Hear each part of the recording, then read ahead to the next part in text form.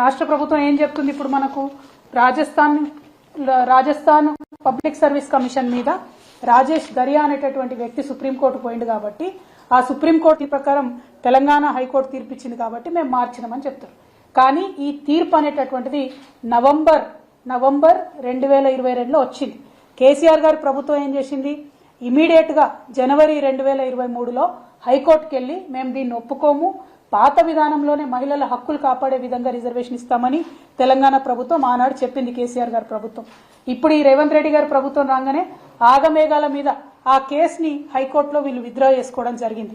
ఎప్పుడు విత్డ్రా చేసుకున్నారు? మొన్ననే ఫిబ్రవరి 6వ తారీఖు నాడు, అంటే మెమో ఫిబ్రవరి 1 నాడు ఇచ్చిండ్రు, కేసు 6వ తారీఖు విత్డ్రా చేసుకున్నారు, 10వ తారీఖు నాడు జీవో ఇచ్చిండ్రు.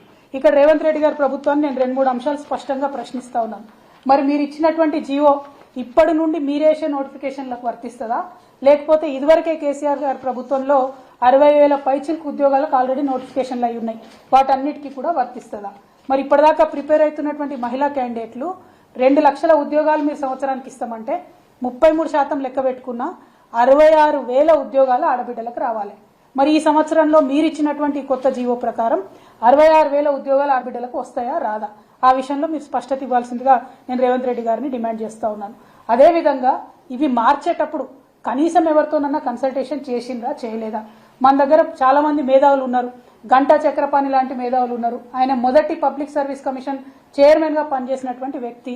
మరి ఆయనను సంప్రదించిండ్రా, లేకపోతే తర్వాత పనిచేసిన వాళ్ళు ఉన్నారు వాళ్ళని సంప్రదించిండ్రా, కనీసం మహిళా అభ్యర్థులతో మాట్లాడిండ్రా, మహిళల హక్కుల కోసం పోరాటం చేసే వాళ్ళతో మాట్లాడిండ్రా అన్నది నేను ఇవాళ రేవంత్ రెడ్డి గారిని ప్రశ్నిస్తా ఉన్నాను.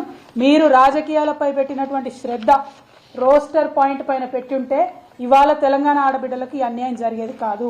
రేవంత్ రెడ్డి గారికి మేము రిక్వెస్ట్ చేస్తా ఉన్నాం, ఈ జీవోను మీరు తక్షణమే తీసేయండి, ఈ జీవోను మీరు వెనక్కి తీసుకోండి.